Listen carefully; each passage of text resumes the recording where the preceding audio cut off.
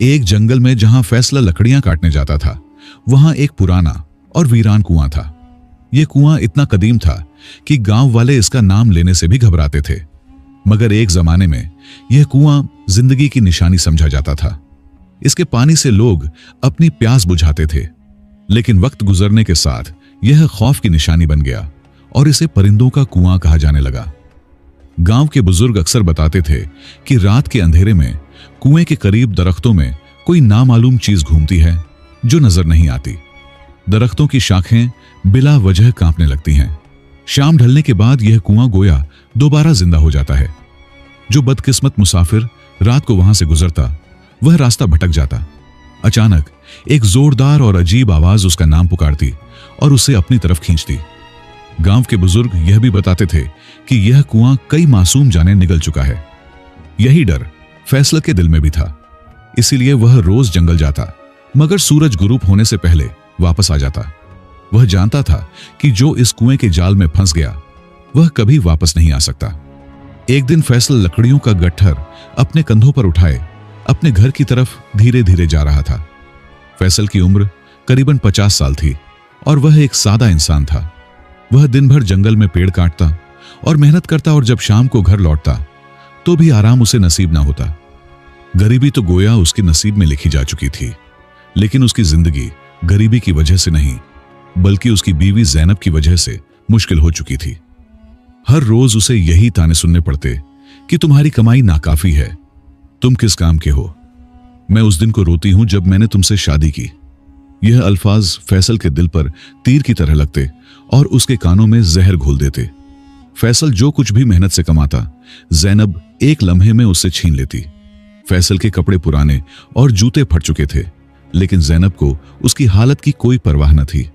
आज जब वह घर के करीब पहुंचा तो बेबसी की तस्वीर बनकर दरवाजे पर रुक गया और एक पल के लिए सोचने लगा कि क्या मेरी जिंदगी सारी उम्र ऐसी ही रहेगी।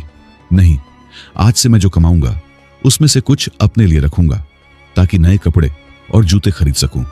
चुनांचे उसने ऐसा ही किया। वह रोजाना थोड़े थोड़े पैसे जोड़ता रहा और यह बात ज़ैनब से छुपा कर रखी। बलाखिर ज़ैनब को पता चल गया।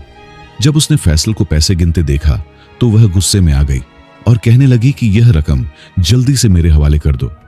फैसल ने नरमी से कहा कि यह पैसे मैंने अपने कपड़ों और जूतों के लिए जोड़े हैं। मेरे कपड़े पुराने और जूते भी फट चुके हैं, तुम इतना गुस्सा क्यों कर रही हो? ज़ैनब ने गुस्से में जवाब दिया कि तुम्हारी हिम्मत कि तुम अपने पैसे मुझसे छुपाओ। यह कहकर वह फैसल पर झपट पड़ी और इतना हंगामा हुआ कि यह समझना मुश्किल था कि दोनों कैसे सलामत बचे। यही वह लम्हा था जब फैसल के सब्र का पैमाना लबरेज हो गया। उसने जिंदगी में पहली बार सोचा कि अब वह यह अपमान बर्दाश्त नहीं करेगा। शाम का वक्त था और अंधेरा छा चुका था। फैसल जंगल की तरफ वीरान रास्ते पर चल पड़ा। उसे अंदाजा न था कि शाम को जंगल जाना उसकी जिंदगी हमेशा के लिए बदल देगा।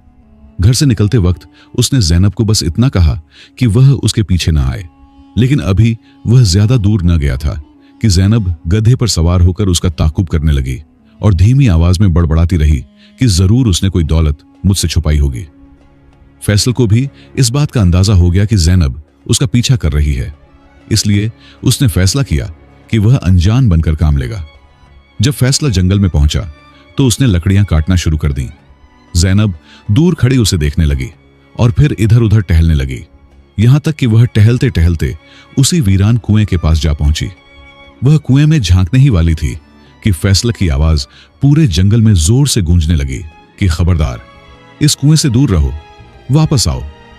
लेकिन ज़ैनब ने फैसला की बात पर कोई ध्यान न दिया, हालांकि उसने उसकी आवाज सुन ली थी। उसने एक कदम और आगे बढ़ाया और फिर उसके कदम लड़खड़ाने लगे। अचानक एक काले धुएं ने कुएं को अपनी लपेट में ले लिया और फिर पल झपकते ही ज़ैनब कुएं के अंदर जा गिरी। ऐसा मालूम हुआ जैसे किसी अनदेखी ताकत ने उसे खींच लिया। फैसला कुएं से डरता था और ज़ैनब से नाराज भी था, इसलिए उसने फैसला किया कि ज़ैनब इसके काबिल नहीं कि इसके लिए कुछ किया जाए। फिर वह गधे पर सवार हुआ और घर वापस चला आया। जब फैसला घर पर अकेला था तो रात के वक्त किसी ने दरवाजे पर दस्तक दी। किसी के कदमों की आहट सुनाई दी। फिर अचानक ज़ैनब की आवाज उसके कानों में फुसफुसाने लगी। उसने पीछे मुड़कर देखा तो घर में उसके सिवा कोई न था। उसे लगा जैसे जैनब उसे मदद के लिए पुकार रही हो। अगले दिन फैसला दोबारा उसी कुएं पर गया। वह अपने आप से कहने लगा कि चलो देखते हैं इस बेचारी का क्या हुआ। वह डरते डरते कुएं के बिल्कुल करीब जा पहुंचा और झांक कर देखा तो उसे कुछ भी नजर न आया। अब उसे अपनी की गई हरकत पर पछतावा होने लगा। वह सोच में पड़ गया कि चाहे वह जैसी भी थी, आखिर मेरी बीवी थी।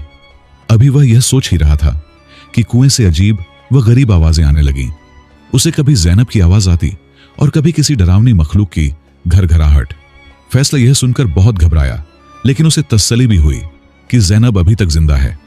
फिर उसने एक रस्सी ली और कुएं में लटकाकर बोला कि अगर तुम मुझे सुन सकती हो तो रस्सी पकड़ लो।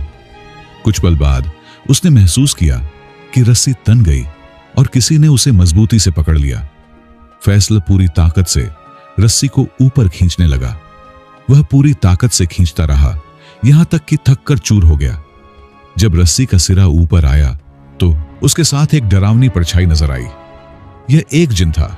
वह भारी आवाज में फैसला से कहने लगा कि मुझसे मत डरो, तुमने एक भारी अजाब से मेरी जान बचाई है और मैं तुम्हारा यह एहसान कभी नहीं भूलूंगा और तुम्हारा हुक्म मानूंगा। फैसल ने हैरत से पूछा कि मैंने तुम्हें किस अजाब से बचाया? जिन ने जवाब दिया कि मैं पिछले कई सालों से इस कुएं में सुकून से सो रहा था। कल रात से पहले मेरी जिंदगी में कोई खलल न था। हां, मैं मानता हूं कि मैं कभी कभी शरारत से लोगों को रास्ता भटका देता था। इससे पहले मुझे कभी किसी ने तंग न किया, लेकिन कल रात एक औरत मेरे ऊपर आ गिरी। उसने मेरा जीना मुहाल कर दिया। मैंने कभी किसी को इतना चीखते और चिल्लाते नहीं देखा। जब तुमने रस्सी फेंकी तो मैंने उसका सिरा पकड़ लिया और तुमने मुझे इस अजाब से बचा लिया। तुम्हारी इस भलाई के बदले में तुम्हें इनाम देना चाहता हूं। इसके बाद जिन ने 3 पत्ते निकाले और कहने लगा कि मेरी बात ध्यान से सुनो। अब मैं बादशाह की बेटी के बदन में दाखिल हो जाऊंगा और वह बीमार हो जाएगी। हकीमों और वैद्यों को बुलाया जाएगा, लेकिन सब बेबस हो जाएंगे। जब तुम्हें बादशाह की बेटी के बीमार होने की खबर मिले तो तुम बादशाह के पास पहुंच जाना और यह 3 पत्ते उसके माथे पर रख देना। जैसे ही तुम यह पत्ते रखोगे, मैं उसके बदन से निकल जाऊंगा और वह ठीक हो जाएगी। बादशाह तुमसे बहुत खुश होगा और तुम्हें बहुत सारा इनाम देगा। फैसल को यह मंसूबा बहुत अच्छा लगा और उसने जिन से वह पत्ते लेकर वहां से चला गया। उसने जैनब को कुएं में छोड़ दिया कि उसे सबक मिलना चाहिए, क्योंकि उसने जिन का भी जीना हराम कर दिया था। जैसे ही फैसला वहां से रवाना हुआ, जिन बादशाह के महल में पहुंचा और शहजादी के बदन में दाखिल हो गया। उस दिन से शहजादी खामोश हो गई और एक दिन शदीद बीमार पड़ गई और जोर जोर से चीखने लगी कि मेरे सिर में बहुत दर्द है। जब बादशाह को अपनी बेटी के बीमार होने की खबर मिली तो वह फौरन उसके कमरे में पहुंचा और उसे तकलीफ में देखकर बहुत दुखी हुआ। उसने अपने राज के सब हकीमों और वैद्यों को बुलाया, मगर सब बेबस हो गए।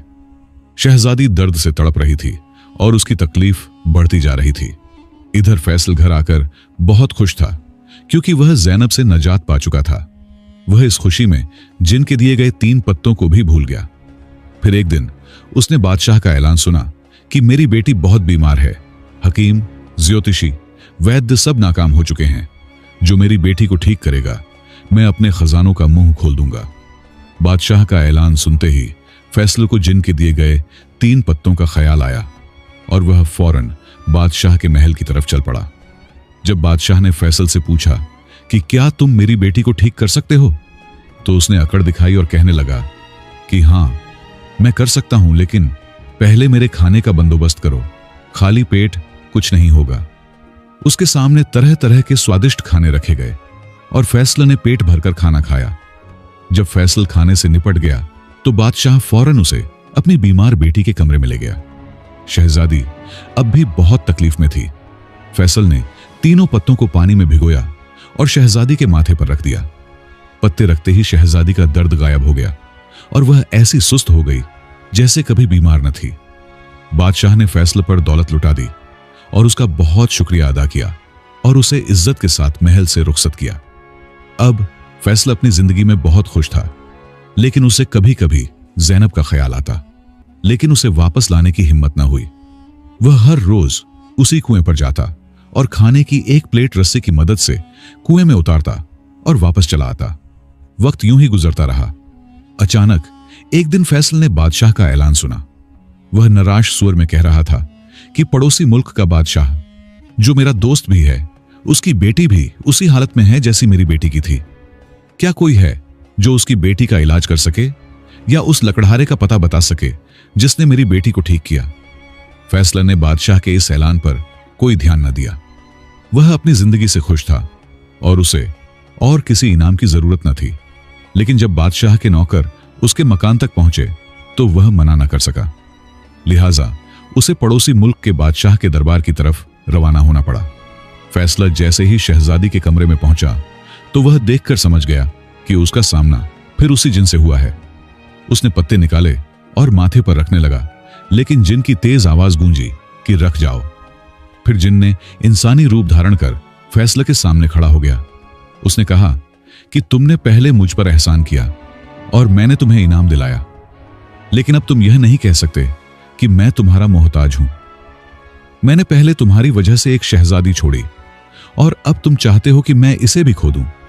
अगर तुमने यह किया तो मैं दोनों शहजादियों को गायब करके अपने साथ ले जाऊंगा। यह सुनकर फैसला परेशान हो गया और फिर सोचकर बोला कि मैं यहां शहजादी के लिए नहीं आया। यह तुम्हारी मिल्कियत है और तुम्हारे मुझ पर बहुत एहसानात हैं। तुम चाहो तो मेरी बीवी को भी ले जाओ। जिन हैरान होकर पूछने लगा कि फिर तुम यहां क्यों आए? फैसला उदास होकर बोला कि वह औरत जो कुएं में गिरी थी वही मेरी बीवी ज़ैनब है। मैंने उसे जान छुड़ाने के लिए कुएं में छोड़ दिया था। यह सुनकर जिन परेशान होकर बोला कि क्या वह तुम्हारी बीवी थी? वह अब भी कुएं में है या बाहर आ गई? फैसल ने कहा कि हां, वही औरत जिसने एक दिन में तुम्हारी भी नाक में दम कर दिया था, वह मेरी ही बीवी है। मैंने लाख कोशिश की कि उससे पीछा छुड़ाऊं, लेकिन वह जहां भी जाऊं मेरा पीछा करती है। अब भी वह दरवाजे के पीछे खड़ी है। यह सुनकर जिन घबराया। उसने जमीन की तरफ देखा, फिर आसमान की तरफ, एक जोरदार चीख मारी और सारी सच्चाई जाने बगैर वहां से गायब हो गया। इस तरह दोनों शहजादियां फैसल की वजह से ठीक हो गईं और फैसल को दोनों बादशाहों से बहुत इनाम मिला। वह खुशी से इनाम लेकर घर पहुंचा, लेकिन जब वह अकेला अपने घर में बैठा था तो उसे ज़ैनब का ख्याल आया। उसने सोचा कि मैं एक गरीब आदमी था और जो कुछ भी मिला दरअसल ज़ैनब की वजह से ही मिला। वह जैसी है, अगर वह ऐसी ना होती तो यह शान और शौकत और यह दौलत कभी ना मिलती। यह सोचते ही उसने अपने घोड़े निकाले और जंगल की तरफ रवाना हो गया। वहां पहुंचकर उसने कुएं पर रस्सी लटकाई और ज़ैनब को आवाज दी कि रस्सी का सिरा पकड़ लो। फिर उसने ज़ैनब को बाहर निकाला और घर की तरफ चलने लगा। ज़ैनब बिल्कुल खामोश और शर्मिंदा थी। फैसल ने सोचा कि वह बदल गई है, लेकिन घर पहुंचते ही ज़ैनब ने ताने देना शुरू कर दिया कि इतने दिन मुझे कुएं में छोड़कर बादशाह के महल में मस्ती करते रहे। उसने अगले दिन फैसला के हाथ में कुल्हाड़ी थमाई और उसे लकड़ियां काटने के लिए जंगल भेज दिया। खुद सारी दौलत पर कब्जा जमा लिया। हैरत की बात कि फैसल ने उसकी किसी भी बात पर बुरा नहीं माना, बल्कि खुशी खुशी उसकी बात मानने लगा। फिर चंद ही दिन गुजरे थे कि ज़ैनब का रवैया भी बदल गया और दोनों खुशी खुशी रहने लगे। अगर आपको कदीम वाकयात और पुराने जमाने की दिलचस्प कहानियां सुनना पसंद है तो हमारे चैनल पुराने किस्से कहानियां को लाजमी सब्सक्राइब करें।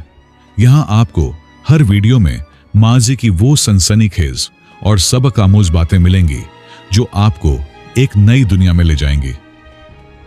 नई आने वाली वीडियोस को देखने के लिए हमारी मेहनत को सराहें।